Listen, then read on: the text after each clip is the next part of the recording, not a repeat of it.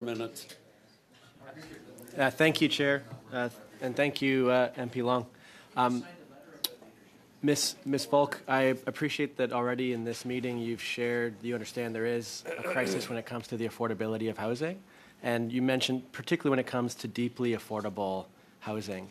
This is similar to what we've heard from researchers like Dr. Carolyn Weitzman, who has put out some research recently following on the questions from Ms. Chabot as well, when it comes to the definition of affordable housing and the impact that that has. As I shared with you before this meeting, in my community, for example, the number of people living unsheltered tripled from 2018 to 2021, from just over 300 to over 1,000, and more recently now it has gone from 1,000 to over 2,300. So it's having significant impacts in communities like mine, and one of the solutions is to ensure that the federal government funds deeply affordable and affordable housing. Have you seen the research from Dr. Weitzman when it comes to the extent to which CMHC is not using its own definition of affordable housing on affordable housing funds?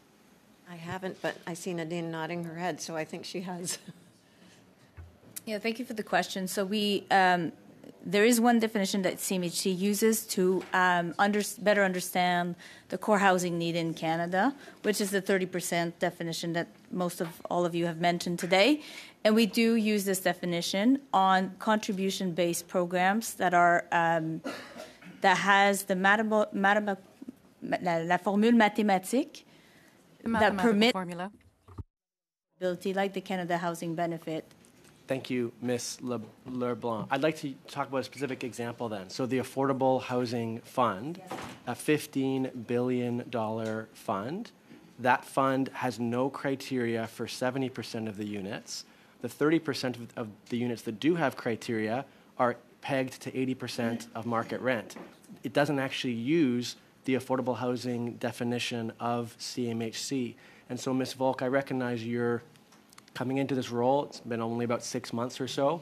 Is this something you intend on at least looking at to understand better so that Canadians can have a sense that a fund called the Affordable Housing Fund, I think we can all agree, should be funding what CMHC recognizes is affordable housing? Absolutely, and I think you've touched on a really important point, which is that the word affordability has come to mean something different than it used to. So when I worked at CMHC from 96 to 2005, affordability, when we talked about affordable housing, we always meant what we now call deeply affordable, because now there's another category of homes that may not be in core housing need, but are still finding homes unaffordable. So what we try to identify whether our programs are about this general affordable housing or the deeply affordable housing, which is the kind that you're referring to. And we need to make sure that we have programs that address both, but we absolutely need programs on the deeply affordable housing side, which is where... Actually, Ms. Volk, in communities like mine, it's both. Mm-hmm. I think one of the concerns is that for the largest financing program that CMHC offers, the apartment construction loan program, only 4% of funds of the units built are funding those who were in core housing need. In addition, though, that because CMHC isn't using income-based definitions, which is CMHC's own definition, it's leading towards both affordable and deeply affordable housing not being built at the rate it could be. I'd like to ask, with my remaining time, if Ms. Volk, if you could depose to this committee the number of units funded by CMHC with the rents of the units that were built, broken down by program type. Would that be possible? I don't know if we have the information, but I'll undertake to see what we have.